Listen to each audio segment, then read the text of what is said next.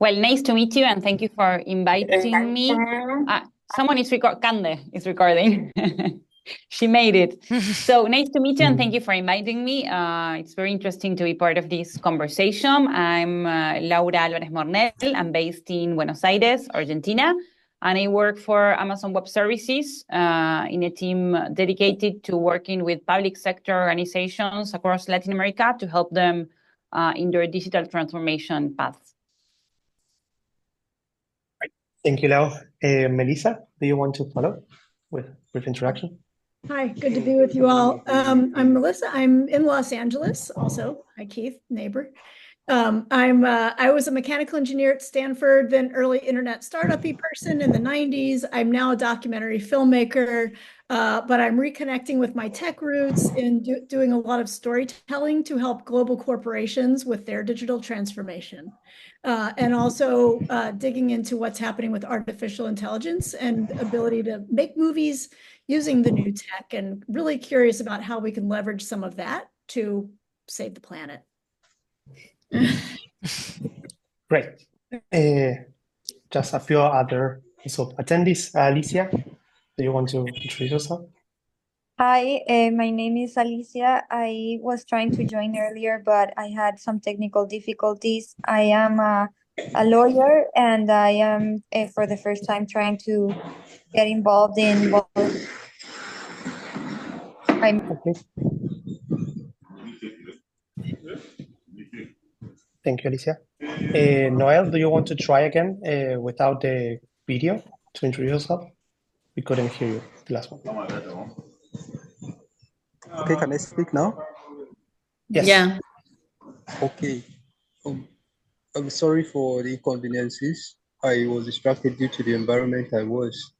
Like I said earlier, I was still on steering, so I needed to park the vehicle before alighting and finding a more convenient space for me to talk to you.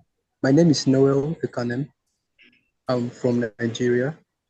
I'm a blockchain expert working directly with Best University in Nigeria, and I'm also a civil engineer.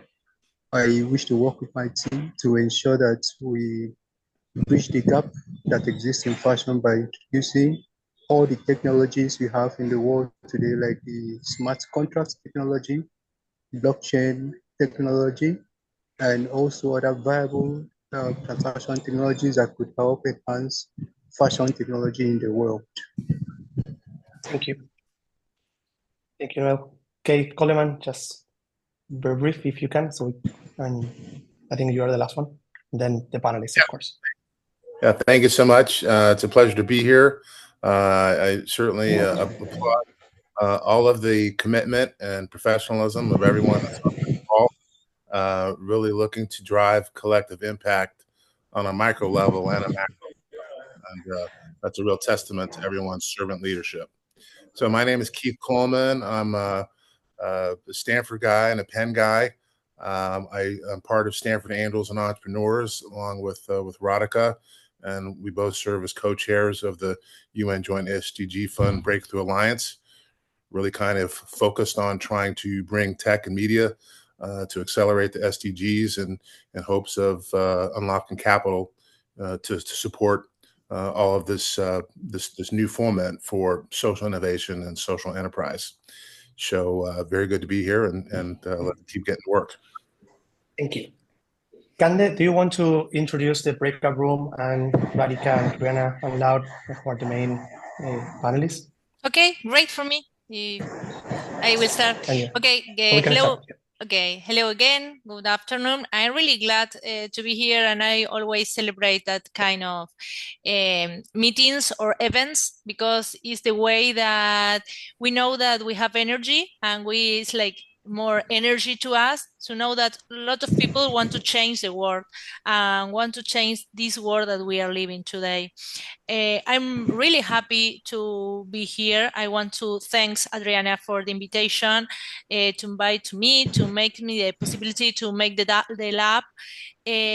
And why this lab appeared, because when we start to talk with Adriana and all the team about the event, we talk about the technology and how the technology is in our life every day, is changing our life continuously. We have to work on it to be equal in that technology. The main question of the lab is how can we bridge the digital divide and empowerment local artisans and producers to thrive in digital age. But before I start to talking about that, for me it's very important to say that unfortunately not everybody has the equal opportunities to access to technology, and the digital skills required are changing, and nobody have all that power like in the rural area. They don't have the information, they don't have the connection, they don't have the Wi-Fi to can make the change. So in my opinion, it's very important to try to close these digital divides. And I think that here we have to talk about how can we work in each part. I know maybe the private sector, Laura, and Amazon, then the public sector. I'm working for the government, so we have to work about it. And all the other actors, I can take the words about that Adriana says about how to make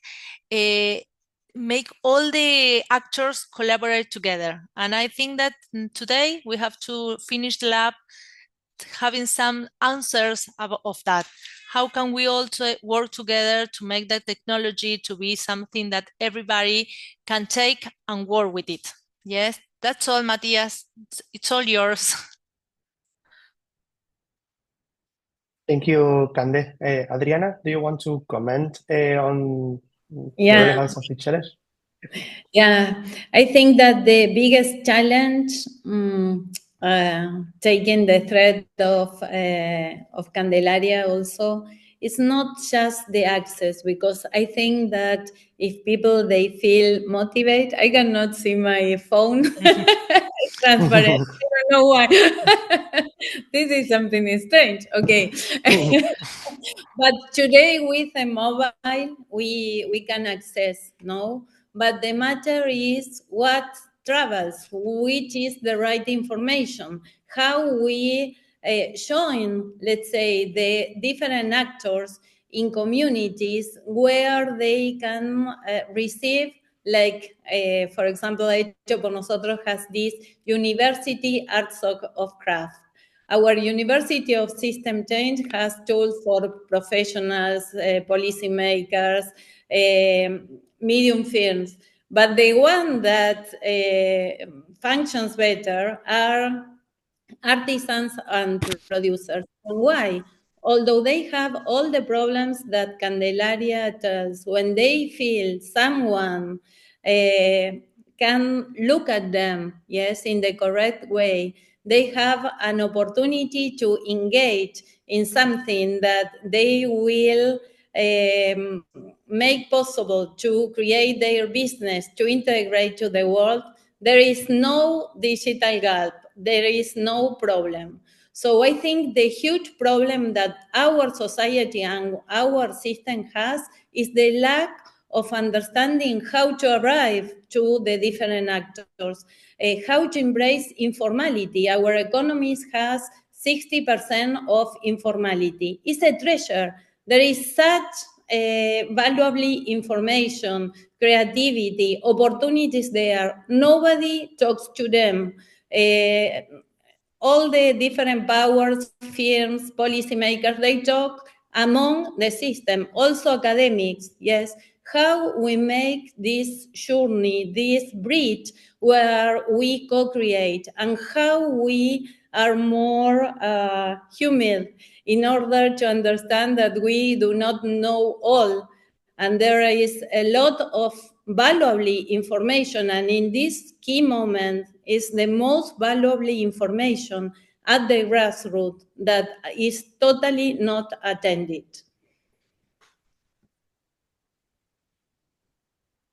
Thank you, Adriana. Lau, do you want to comment on how the Andean communities can access to this information that they can leverage, and how we can help on the Andean communities to embrace their informality, but help them to access what is already there? Because luckily we have information, we have connection, but sometimes what we need is helping them to use it in a useful way. Totally. So I think it's not only to help them, but also I think that we need to embrace that, right? I have like two lines of thought here. One is that clearly change is not something that someone can achieve alone. So there's a lot of collaboration. You might be surprised or not, but at AWS, for example, in terms of efforts to close the digital gap in education, in access, we never work alone, never. It's not the educational efforts we drive in Argentina, for example, is always in partnership with governments, other private sectors, NGOs. So that is key. I mean, you think Amazon and you think of power and access, but we don't do it alone because we wouldn't do a good job doing it alone, right? And also in terms of driving digital transformation with governments, we take care of the technology, but we need the local insight of people that know the problems. So I think a key takeaway is that when we think about digital transformation that provides more access, that is clearly something that is going to help us achieve the sustainability goals quicker. But also we realize it's not about technology, right? So when I talk with governments, with civil organizations about helping them achieve their digital transformation goals, we never talk about technology. It's always about culture. We have a great case with Cordoba's province that gives testimony to that. But it's never about technology. It's always about culture. It's always about having the mindset to be able to change.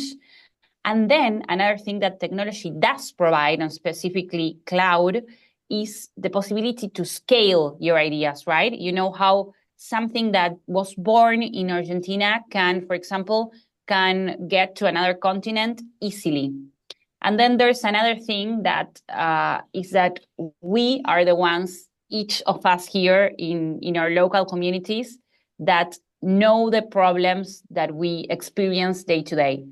So I think there's a lot of power in putting technologies in the hands of those people, because today you have the power to access the same technology as Netflix or a big company, but a student can do it. And they, with their creative mindsets, can pick the problems and create solutions.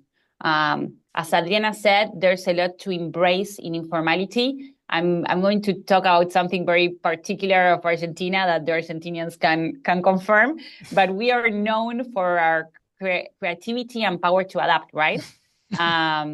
So that is unique. So how can we take that differentiates us and change the logic? Because it's finding something that it's different and trying to think, hey, this that I'm not paying attention to, for example, local communities that don't have access, I'm sure have a lot of ideas because they experience different problems. So from problems comes creativity and opportunities. I think we need, it's something that will make us more competitive to put the tools in the hands of those persons. So I think that is super important. And then another comment to close is we're seeing a lot of buzz around generative AI, and their culture is also key, right? Because when we talk about generative AI, for example, we talk about preserving original languages. That was something that was addressed before. So how do we make, for example, generative AI also available to understand culture, right? Of what I'm saying here in this context is different than from what another country is saying. A wedding in Colombia has specific customs that don't apply in Japan. So how do we make that technology that is transforming the way we live, stand, value, and project that to the world, that uniqueness, right? Of course, we assume that we need to embrace diversity because that is going to even bring more innovation.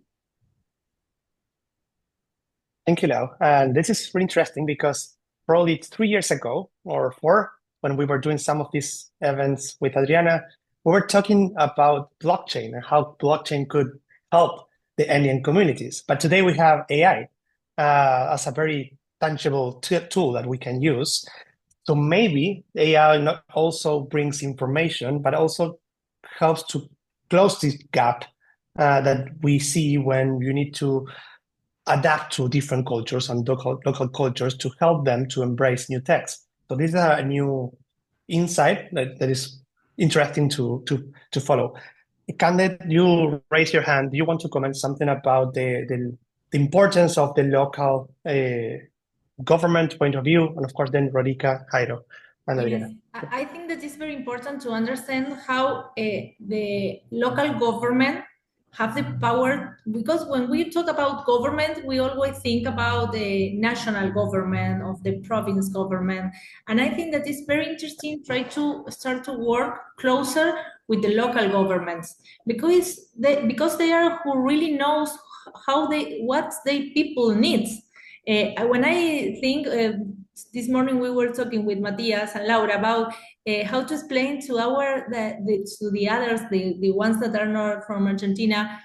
Some cities are really small ones, but you have their very powerful craft, and the important to work together with the government from this space with all the other technology that for them is like sometimes, I don't know how to say in English, but inimaginable. If someone unthinkable. How this technology can go to their world, and it's possible because with the other partners we can arrive with that technology there. So sometimes I think that the local government have the obligation to make a culture change, and the only way is be there in territory. That was when Laura was talking, I think, how important is that to understand what they really need. Because we talk about IA, and now we have, for example, yesterday I have meeting where the needs that have the north are not the same that the south. And we have to make that difference and make to each one a specific product, not like a standard product. They need something specific to understand, and then we can give to them the big thing. But first of all, we have to talk the same language. I think that is the first step. Thank you, Cande. And Lau mentions that we have technology that can be scaled up. But Radhika, do you want to comment about your point of view from the US and how you've seen the possibilities of scaling up this small, like going from local to global, and then can we replicate solutions to other communities in Argentina, but also in different places around the world? Sure. Yeah, US, and I'm in the heart of the tech mecca of Silicon Valley, so surrounded by technology. And so I first wanted to say that I am with one of the previous speakers, that technology is still just a tool. It's humans that matter. But that said, I do believe technology, we are at that inflection point. Like Melissa mentioned AI for making films, right? I do believe it is a very powerful tool that can enable scaling. You mentioned, of course, technology helps scale in many different ways. But even beyond scaling, I believe it can, in combination with the right intent, right people, it can really help us leapfrog in amazing ways. I do believe that. Maybe I'm a bit biased. And but I think bridging the digital divide is key to do that, whether it's scaling, access, the relevant information that Adriana talked about. In this moment with natural language processing and generative AI, is that I think creates that inflection point where we can do so much with technology. And yet the divide is huge there because NLP works so much better with English and languages. It does not work at all with indigenous languages because humans need to create those learning sets for the generative AI to learn, right? And this is an opportunity, I think, of human technology collaboration, where if we can, some organizations are doing it at small scale, But if we can bring in the indigenous communities around the world, preserve these languages by creating these learning sets so that we can have things like natural language processing work better. And then with generative AI, that information access Adriana is talking of, both ways, not just one way, can happen so much better than just right now. It just works mainly English, some for Spanish, right? And French and such. So that is a big opportunity because it is amazing what we can do with generative AI now. As well as the other thought that comes to mind is, can we use technology um, for bringing more technology access and bridging the divide? Some of my colleagues and friends here, like Professor Andrew Ng, transformed learning of computer science education by starting companies like Coursera and democratize access. Can we do our current chair of the computer science department at Stanford, Mehran Sahami, is very interested in technology for teaching teaching of technology and computer science. Can we do something where we leverage technology for access of tech innovation for the whole world is a thought coming to my mind. And with so many here, Amazon, private sector governments, maybe this is something, Adriana, to see if we can incubate, like can we bring the top tech minds, government leaders, and everyone who cares about this to see if can tech itself be harnessed to increase tech. Yeah. Thank you, Radhika. Adriana, do you want to follow? I'm sorry, higher than you. I would like to comment some things that I think today is so important to go directly to people. Yes, I don't believe in local governments or institutions. People, yes, handling, embracing their opportunities, and most youth know how we use this mobile to arrive to youth. From there is that the pressure goes to local government or to other stages. The other is the lack of really commitment to this collaboration. It's so hard. And also, Matthias was talking about blockchain and so different tools now that also they follow the trend of fashion. We are in the fashion of this and the fashion of that. And the local social leaders innovating totally rooted with different grassroots problems and giving solutions. Finally, what I see, we are really alone, yes, because the dialogue is not easy. The bridge among impact investors about among real collaboration ongoing is not easy, yes. Hecho por Nosotros and Animana has such a long road, and all the collaborations are, let's say, quite not strong enough in order to scale up and to use the potentiality. So I would like to call an action, a direct action on that. And the other theme is not to think in artisans, just artisans as, when we talk about artisans, it's so vast, no? Everywhere we are full of waste, of different issues that can make each family a micro, small, medium firm, yes, to invent a micro, small, medium firm. So we really need to make this bridge happen in order right information goes through technology and integrates us in order to co-create, not what we think, the new innovative business that are born because local communities embrace local issues, local problems, and they are so good on creating solutions that the system do not listen.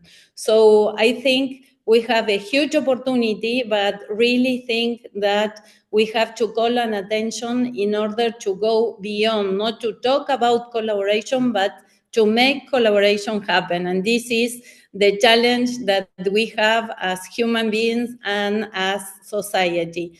And I think that social projects and innovators could not be an exception, cannot be a case, should be a regular situation most in the society and the problems that we are facing. Thank you, Mati. Thank you, Adriana. I think you give a key point, that is we should create with artisans, co-create with the artisans, and not create for them.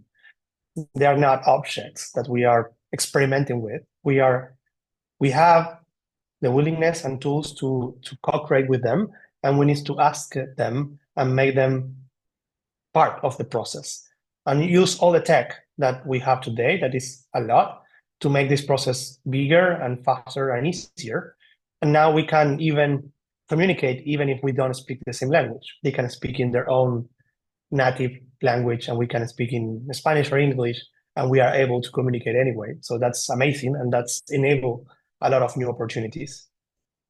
Jairo, do you want to comment? I saw your hand raising. Thank you very much. Yes, I like to to underline two things. I mean, we have like the potential to escalate in the era of communication.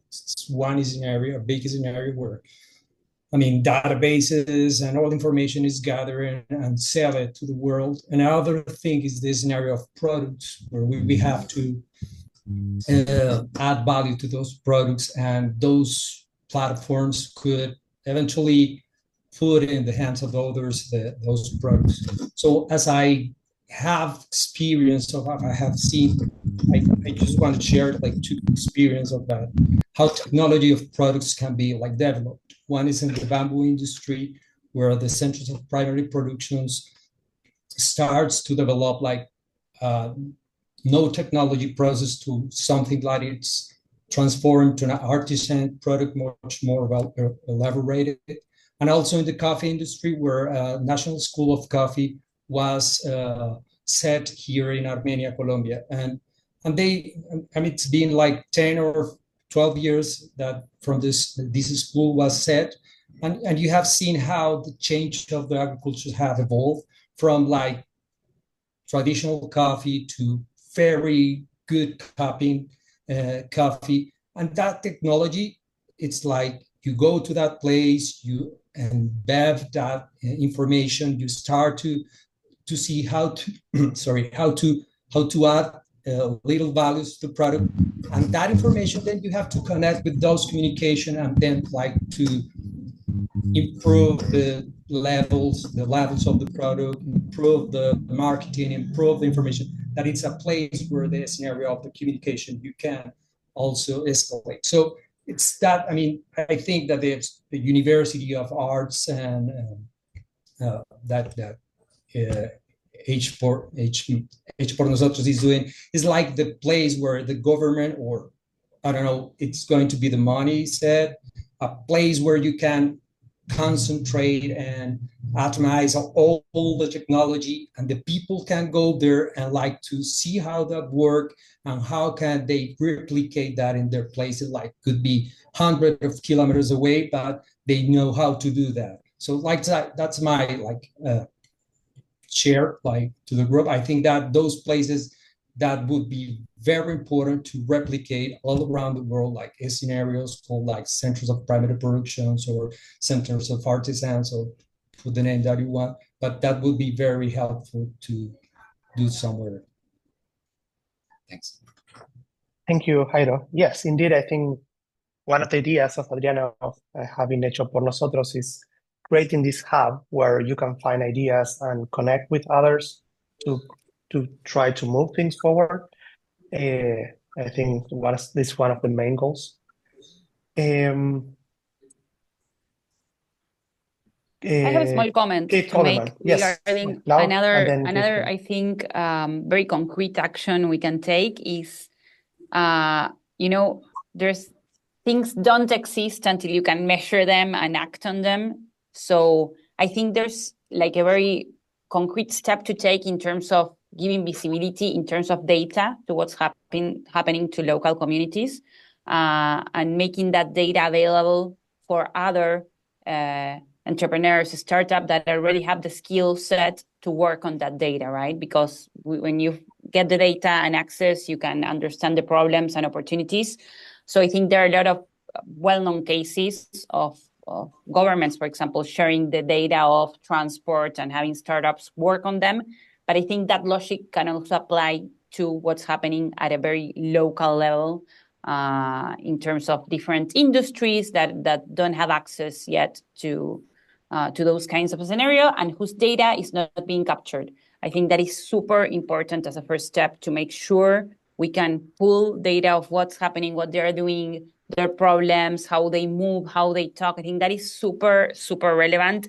And it will also help us close that gap, accelerating and having others work for them with the skills they have now, right? Because otherwise the path to skilling up those communities is going to take longer than maybe the time we have to solve the problems. Great, thank you, Lau. Keith Coleman, do you want to comment? Yeah, thanks so much. I certainly appreciate everyone's comments. I'll start with Lau, if I'm saying your name correctly, what you just described, and I do agree. You know, data is critical. There are a lot of folks that would say that what gets measured gets managed, but actually, what gets measured could be managed. That's not actually always the case. And in the concept of social innovation and equity inside of, let's say, the investment management space for women founders in particular, and founders of color, there's a lot of data that's very clear that shows when you have a diverse team of investment managers, women and folks of color, that you have a much higher ROI. But that is not translated when that data set was found in research that was about 7 years old that came through Stanford Angels and others, and Stanford professor Jennifer Eberhardt. You know, 7 years ago, this came out, and there still has not been a relative increase in investment for women firms and things such as that. So I do believe in data, but data has to sort of be actualized, has to be action oriented and acted upon, which comes back to something that Adriana was saying, which was really fascinating about the strength of the relationships to sort of get actors and players involved.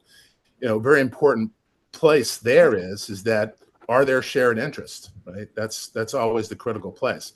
If other entities don't have the same values and the same interests, then it's going to be very, very difficult to have collaboration in that way, right?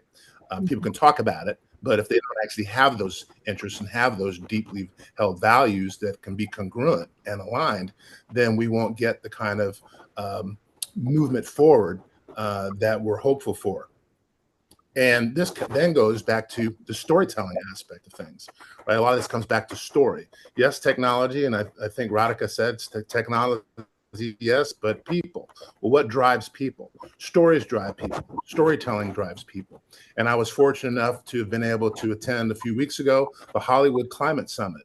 And on one of the last nights, Jane Fonda came out and talked about all the things that she's been fighting for continually for environmental justice.